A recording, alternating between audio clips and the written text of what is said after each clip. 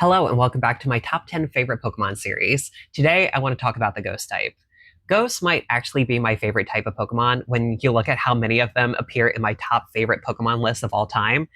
And even just like looking at the top three in this list, they all appear in my top 10 favorite Pokemon list, just like period.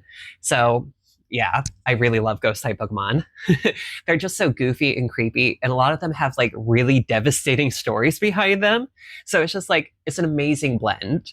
I also like that in the anime, they're some of the most powerful Pokemon in the universe because they can turn invisible, become intangible, and they can move objects with their mind, kind of like psychic types, and cast illusions.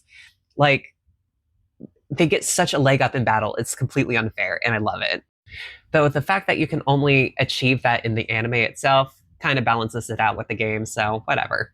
But anyways, let's begin with Shedinja just had such an awesome design with the halo and angel wings, and the way that you get it by evolving a Nakata but having a free spot in your party, that's just like such a unique and interesting way to get a Pokemon. And I just love the typing. There needs to be more bug and ghost type Pokemon, I'm just saying. And of course, I can't mention Shedinja without mentioning its nearly broken ability, Wonder Guard. Only having 1 HP but being immune to all attacks that aren't super effective is such an interesting trade-off. And I wonder what kind of lore made this decision. Like, why would a cicada husk be impervious to all forms of damage that aren't fire? And what else is it? I forget. Anyways, I don't know, but I think it's fun.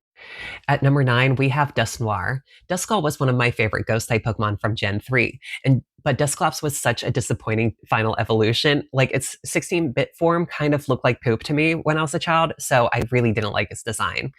But when Dusknoir came out, it was a very welcome addition to the line. And Sinnoh really popped its pussy with its regional decks. Like, it has the God of Creation, Time, Space, and the Literal Devil, and also the Grim Reaper in its regional decks. It's crazy. It's fucking insane. And this will be a constant refrain that you hear throughout these videos. I really wish this Pokemon had more anime time. Some of my favorite Pokemon episodes are the spooky adjacent ones, and I know Dusknoir could lend itself to a few great scary episodes. I think there's like one or two, but there should be more. And can we get like an actual grim dark Pokemon story? No Pokédeaths or anything like that, but just like some seriously spooky hauntings would be fantastic. At number 8, we have Corsola. Corsola is one of my favorite Johto Pokemon, and I thought it really could have used an evolution along with all the other Johto Evos that got one in Sinnoh, but better late than never, I say. And it got a regional variant that makes it one of my favorite types, so I'm really not complaining here. And while I love this Pokemon and its brilliant battle prowess, it got me through so much of Galar. This Pokemon makes me incredibly sad to think about. When I was younger, one of my dreams was to see and swim around the Great Barrier Reef and witness its natural parade of colors. But as I get older and our planet suffers more and more, I realize that I might be seeing a graveyard instead. Corsola is a reminder of that devastation. At number 7 is Mischievous. Johto was such a good region for me. I love this Pokemon, and I really relate to her too. She derives joy from scaring the shit out of people by coming out of nowhere and screaming. And she has amazing hair. Mischievous and I are basically the same person. Number 6 is Trevenant. This is such a cool design for a Pokemon, and it has even cooler inspirational roots.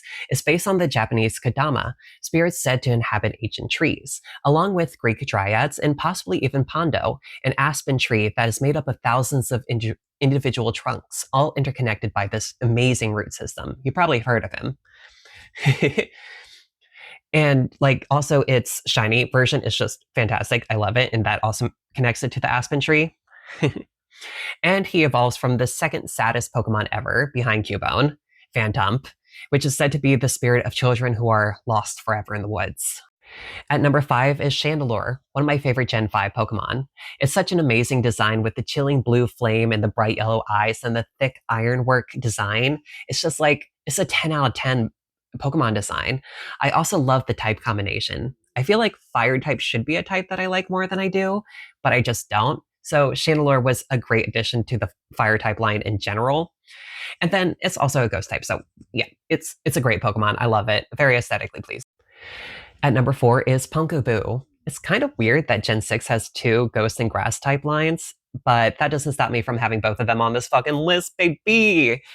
But what's especially weird about Pumpkaboo being in Gen 6 is that France never officially celebrated Halloween until the 1990s. So, like, having a jack-o'-lantern Pokemon in France is just kind of bizarre in a way, but its jack-o'-lantern design is why it's so high up on this list. I just love it so much.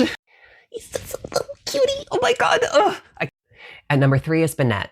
Banette is one of those simple designs done right for Pokemon. Its zipper mouth, its floppy arms, and its pointy eyes all make it look like a cursed doll. I also love the flavor text of its Pokédex entry. Having to keep its mouth zippered shut in order to prevent a curse from leaving its body. It's just so good. This would definitely be a Pokemon I would train IRL, even with the risk of being cursed.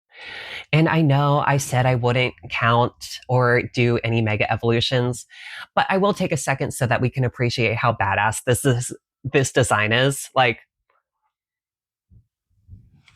so fucking cool, dude. At number 2 is Frostless. This has got to be one of my favorite Pokemon of all time. Like Duskull, I really liked Snorunt back in Gen 3, but I could not get behind Glalie design until Ash kind of had one. But then when Frostless came out, I was so thrilled. I did kind of have a problem with Platinum and having too many ghost types on my team. But the TM coverage for ghost types is actually pretty spectacular, so I didn't have too many problems in that.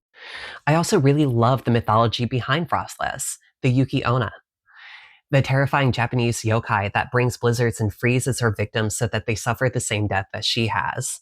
It's such a great concept, and I wish Pokemon started basing Pokemon designs and stories off of mythology again. I feel like they haven't done it in a while, and it's just, they make really great Pokemon when they do that. And now for our number 1 spot in the ghost type, Mismagius, my queen, my second favorite Pokemon of all time, truly. And she's the witchiest Pokemon ever, and that includes Hatterene. So just keep that in mind. Like, Hatterene is just a witch in appearance. Mismagius embodies the witchy aesthetic.